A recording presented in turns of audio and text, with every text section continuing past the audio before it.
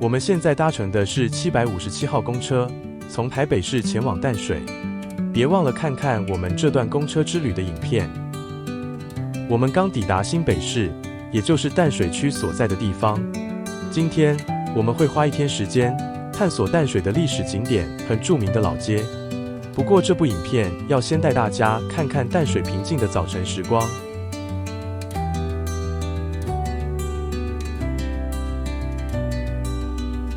我们要下车了，现在已经到达淡水站公车站牌。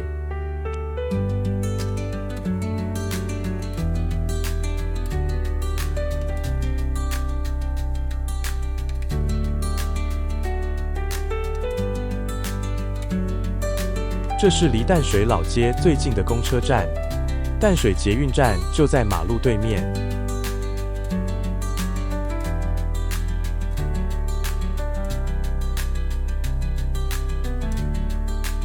今天天气很好，这样的天气在这里并不常见。台湾的天气变化很快，尤其在台北，常常晴雨交替。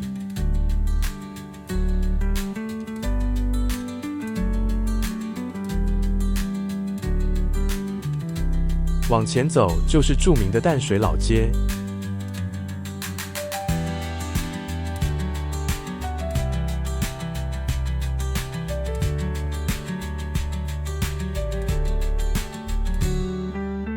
这里是大都会广场，是淡水最大的购物中心。但今天我们不是来购物的，所以就不进去了。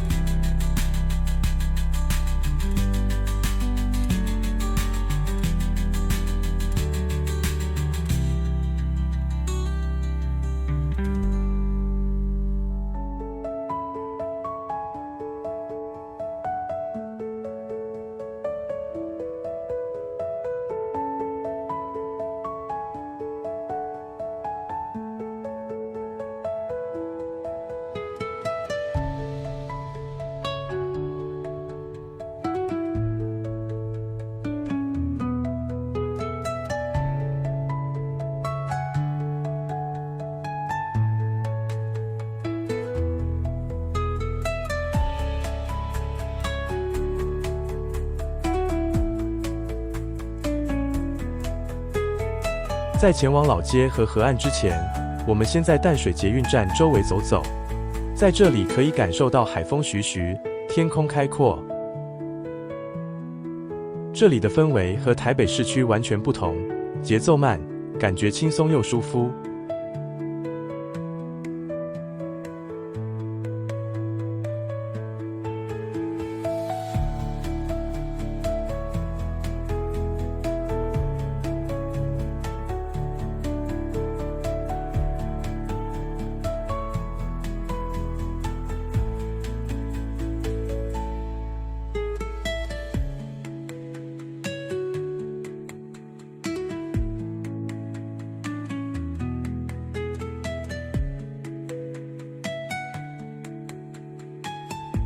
现在大约是早上10点多，车站附近还很安静，一天才刚开始。偶尔传来脚步声和远处的谈话声，节奏悠缓而宁静。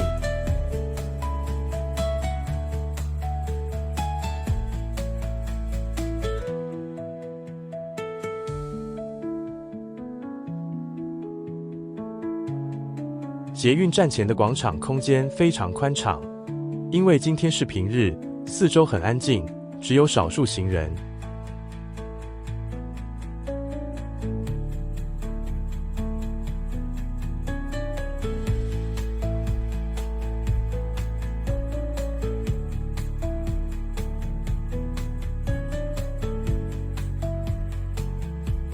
这里还没出现人潮，没有小吃摊，没有音乐，也没有街头艺人。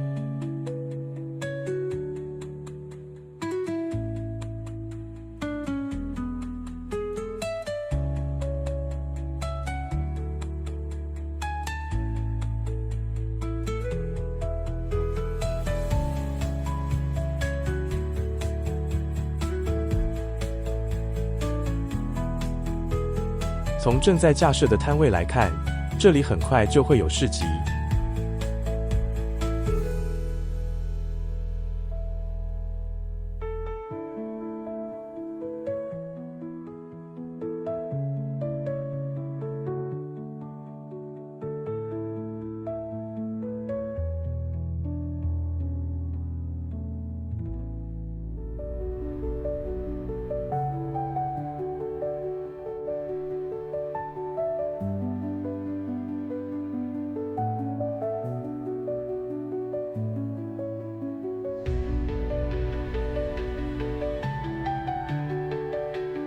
车站前的广场，周末时通常很热闹，现在还没开始。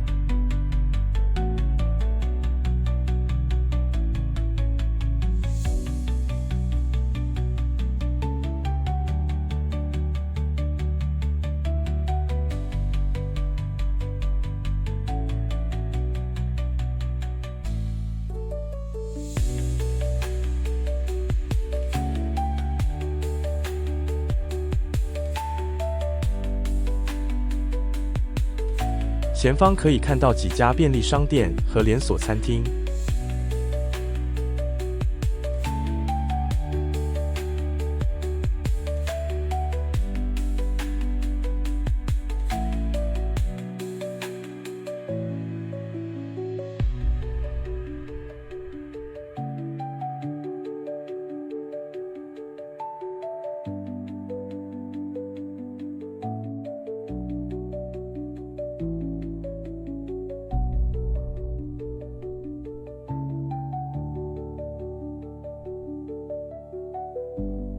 捷运站出口旁边就是公车总站，有车前往红毛城、渔人码头等等地方。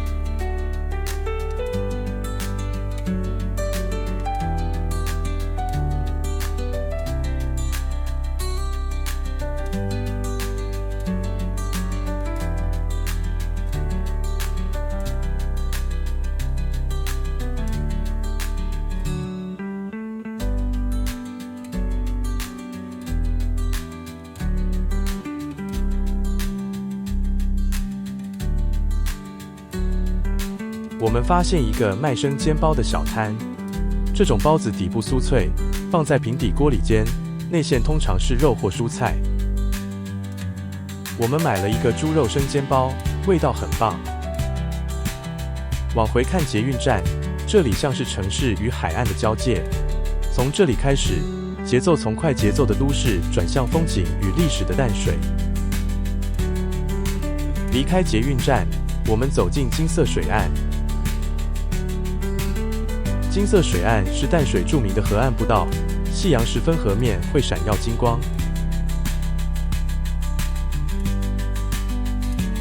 这里就是淡水河，此刻静静的流淌，仿佛时间停下来。仔细听，可以听到水声、脚踏车铃声，还有远方山坡上的施工声。左手边河对岸是八里区，可以看到观音山的缓坡。天气晴朗时，观音山轮廓清晰。这座山以慈悲的观音菩萨命名，是当地的重要地标。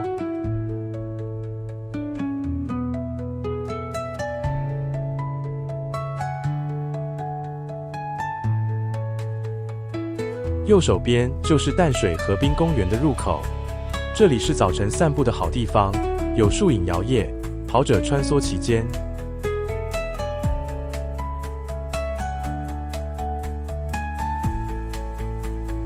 淡水捷运站不像多数台北捷运站，它是开放式的，不在地下。从河滨公园望去，可以看到捷运列车在高架轨道上行驶，背景是开阔的天空与河景。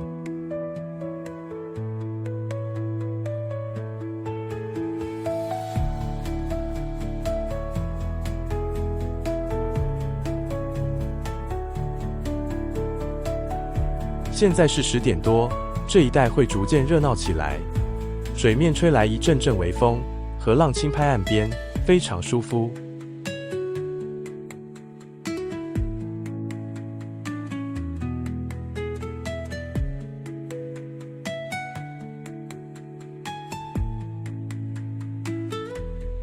前方就是知名的淡水老街，但我们先沿着河边走一段，再绕回老街。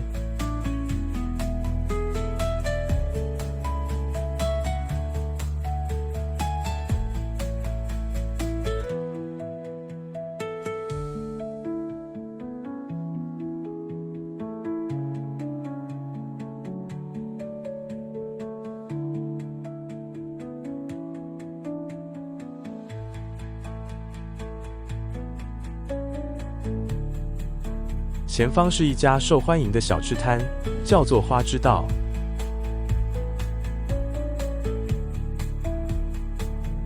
他们的炸花枝很有名，外皮酥脆，现炸现吃，切成一口大小。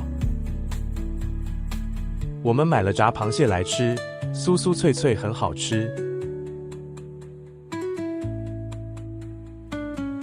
这条河岸不道是淡水的地标之一，当地人常来散步、骑车或放松。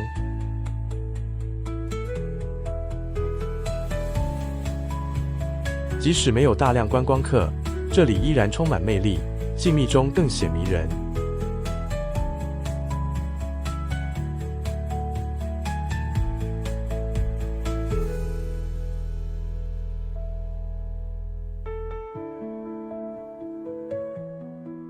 淡水一直以水为中心发展。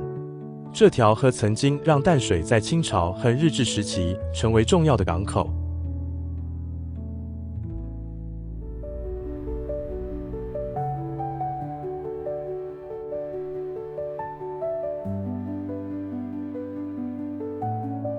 19世纪时，淡水成为台湾最早对外开放的港口之一。当时有商人、传教士，甚至海盗出没，有些当年的殖民建筑仍保存至今。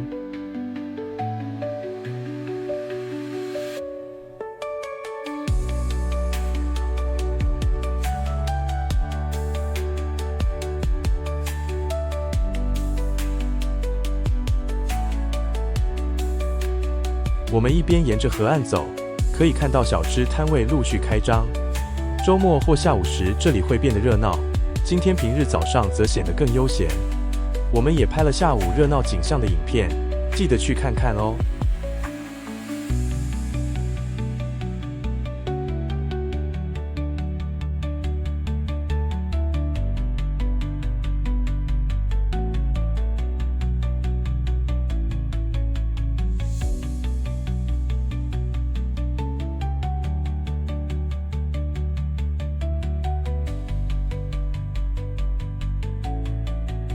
淡水不只是个风景小镇，这里是北台湾历史最丰富的地方之一，和海文化的交汇点。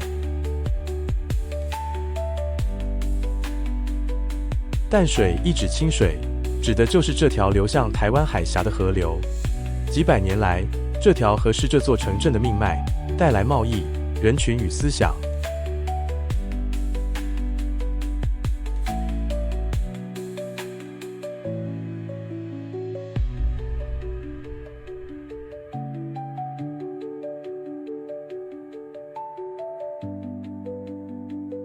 现在我们来到一个小型观景平台，从这里可以一览河景、山景，还有前往巴黎的小渡轮码头。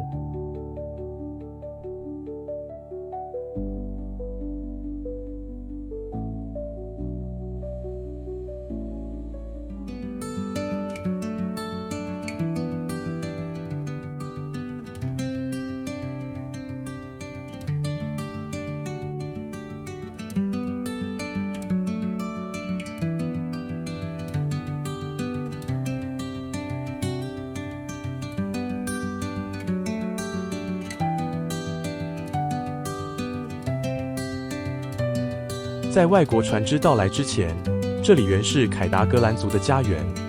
他们在河边捕鱼，与自然共存。他们的文化至今仍留在地名与传统中。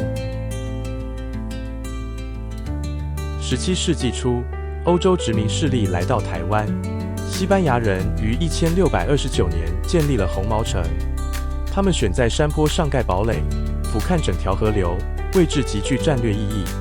但他们在此待的时间并不长。1642年，荷兰人驱逐了西班牙人，并重建了这座城堡。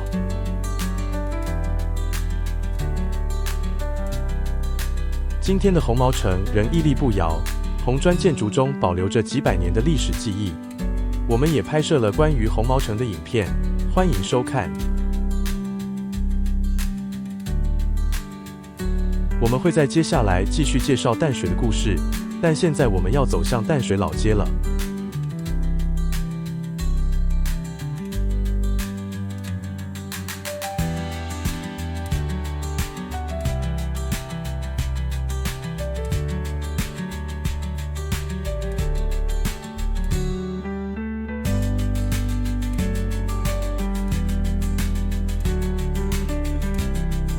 道路慢慢的转弯并变窄，现代化的河岸风景逐渐淡出，取而代之的是更有历史感、更有质地的街道。这里就是淡水老街。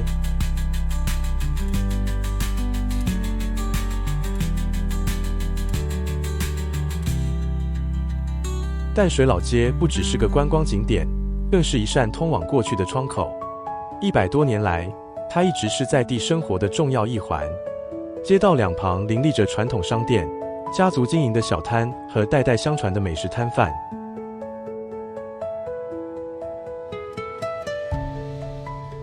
现在还很早，整条街才刚要苏醒过来，大部分店家还没开门，静静地等着新的一天展开。空气中很宁静，只听得见早起的人脚步声和外送机车低沉的引擎声。在这样的宁静中，你能真正感受到这条街的质地，老砖墙、褪色的招牌，还有从河面飘来的淡淡水味。这是难得的平静时刻，不会维持太久。这里其中一道经典的在地小吃是传统的古早味海绵蛋糕。蛋糕是现场新鲜烘焙的，空气中弥漫着温暖的香气。它们朴实、怀旧，又非常疗愈，对当地人来说是童年的味道。对游客来说，则势必吃美食。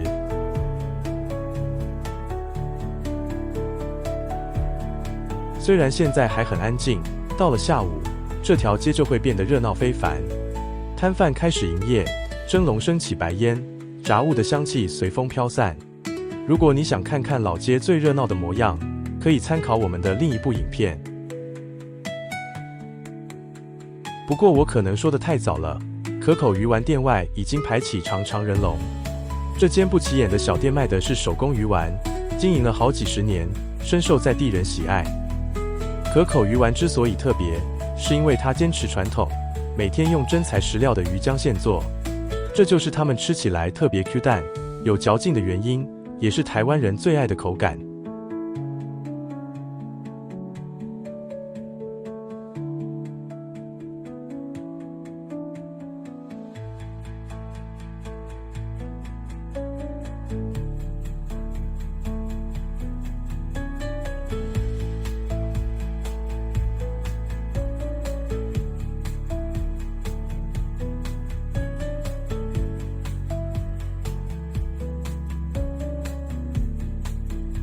我们现在来到了马偕铜像三角公园。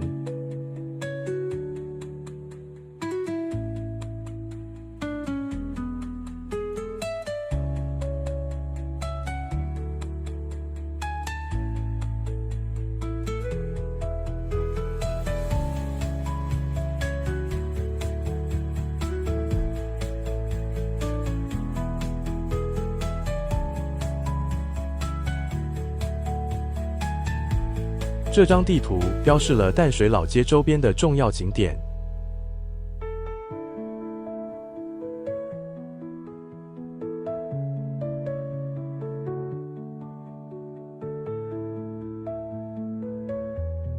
台湾的交通有时候变化无常，即使走在斑马线上，汽机车也不一定会让人先行。有时候你得小心翼翼地往前走，才能顺利过马路。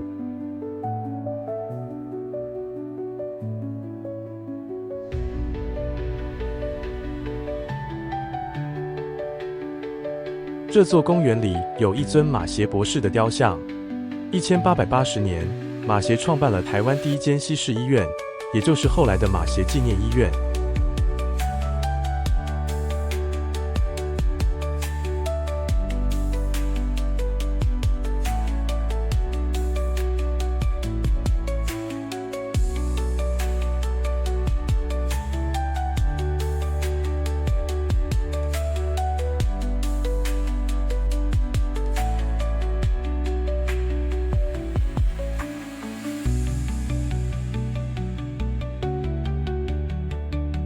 让我们回到淡水的历史故事。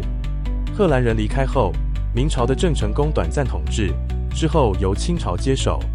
淡水逐渐发展成热闹的港口城镇，出口茶叶、樟脑和稻米等货物。因为地理位置靠河口，成为中国与国际商人进出台湾的重要门户。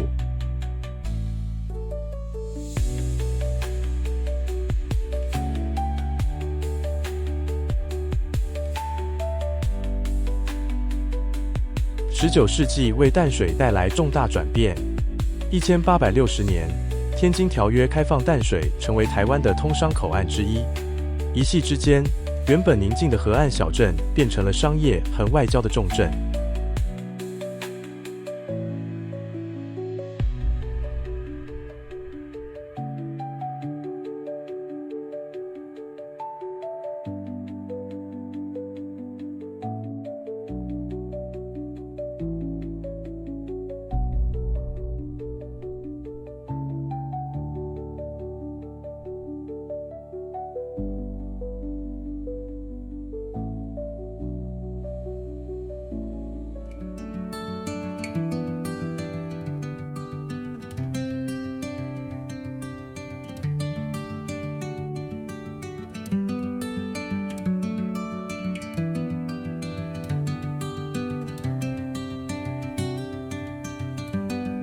前方是淡水礼拜堂，它是淡水最具历史与建筑价值的地标之一。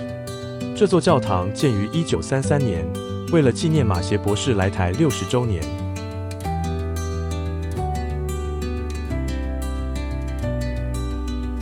红砖外墙、尖拱窗与高耸钟塔，展现出典型的哥德式风格。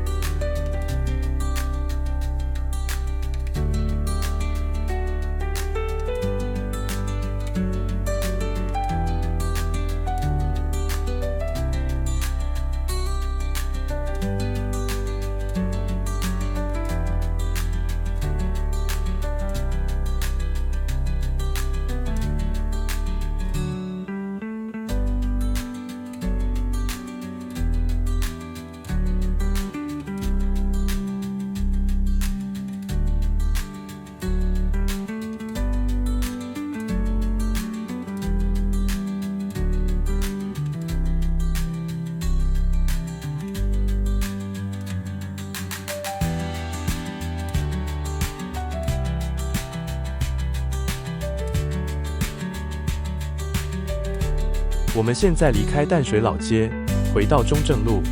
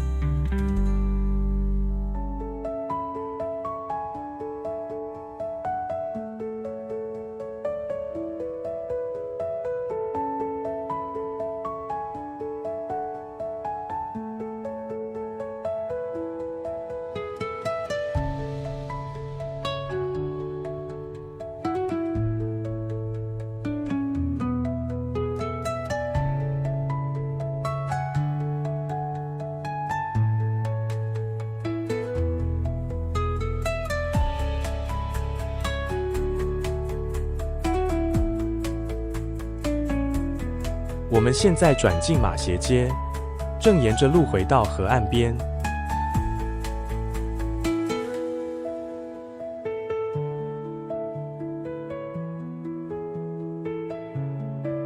右手边是英国领事馆船坞遗迹，这是淡水历史上重要的一角。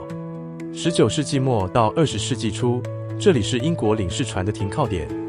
在淡水作为国际港繁盛时期，这里是贸易与交通的重要支援设施。这座船棚是1869年建成的淡水海关码头群的一部分，旁边还有领事住宅和海关办公厅舍。这些建筑在当时的对外贸易与外交活动中扮演了核心角色。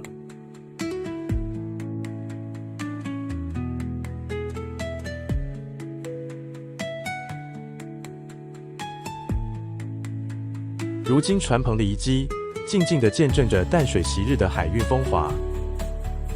走在河岸步道的游客，常会在这里驻足，思索这座小镇的殖民历史与演变。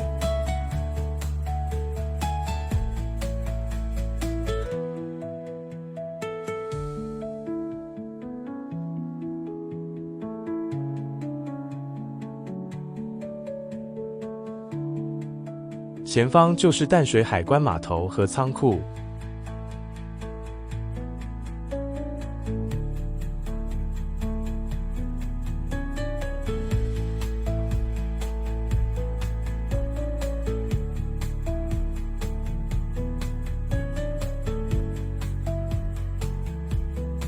自2021年起，淡水古迹博物馆每年在这里举办冬季灯光艺术节。这个活动结合艺术与在地文化，让历史码头在夜晚变得热闹缤纷。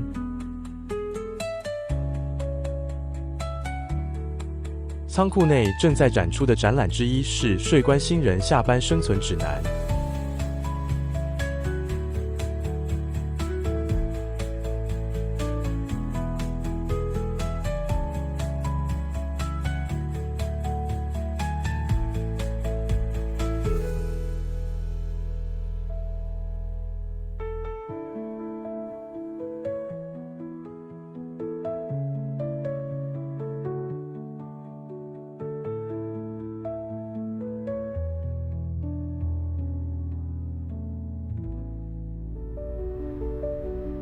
另一个展览名称叫做淡谷联盟，让我们一起进去看看。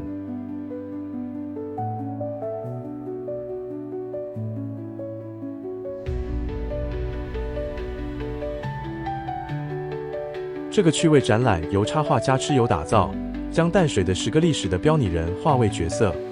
我们等下会再细看这些角色，但现在先继续参观展场。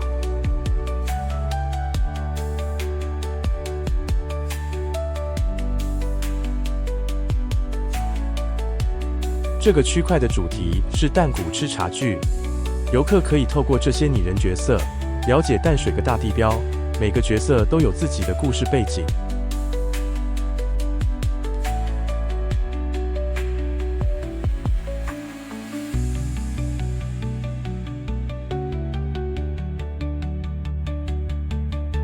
展览融合2D 插画与大型3D 装置，打造出沉浸式、互动感十足的空间。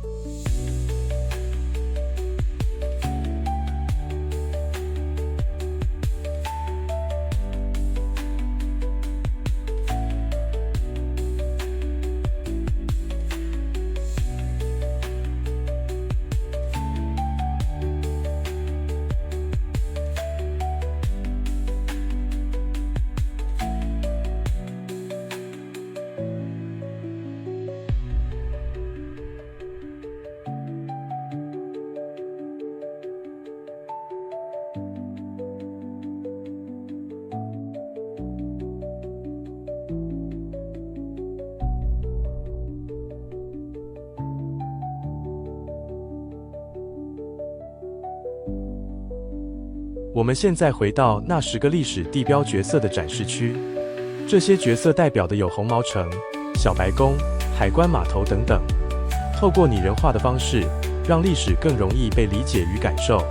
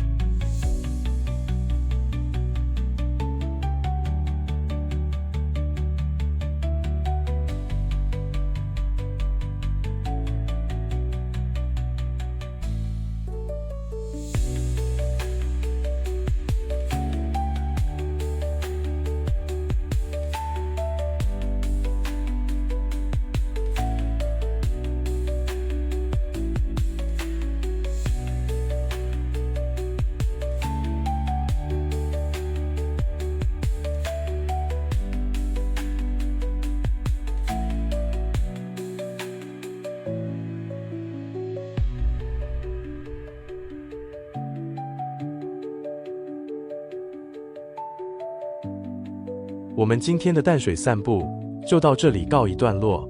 最后，就用这片美丽的河岸景色为影片画下句点。如果你喜欢这部影片，记得按赞、订阅并分享给朋友。